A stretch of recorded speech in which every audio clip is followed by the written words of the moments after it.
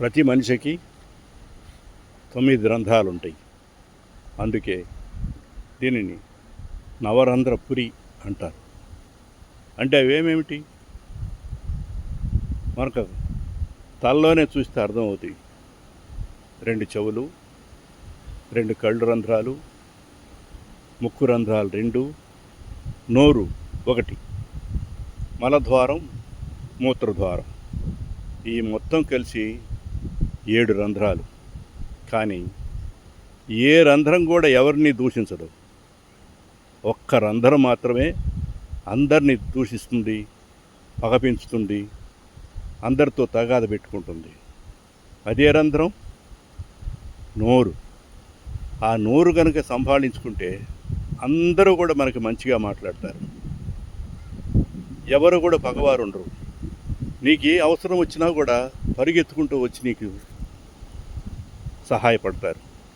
మరి అలాంటి నోరుని మనం ఎంతవరకు వాడుకుంటున్నాం? ఎంతమందితో మనం డైలీ పోరాడుతున్నాం? పోరాడి శత్రువుతో పెంచుకుంటున్నాం. అది కాదు కదా మనకు కావాల్సింది. అందువల్ల నోరు మంచిదైతే ఊరు మంచిది అంటారు.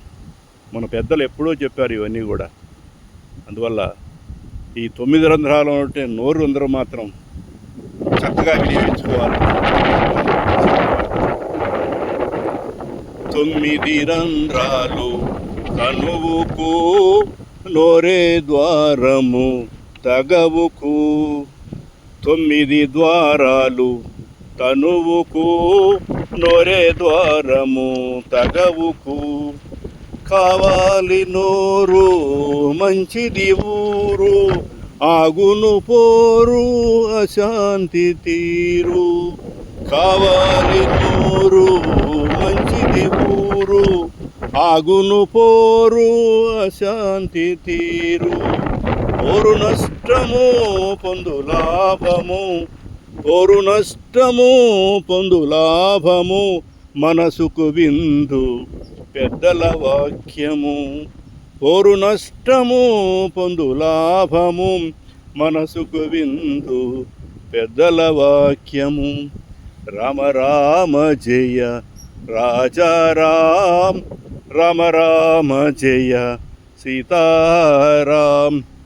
రామ రామ జయ రాజారాం, రామ రామ జయ సీతారాం.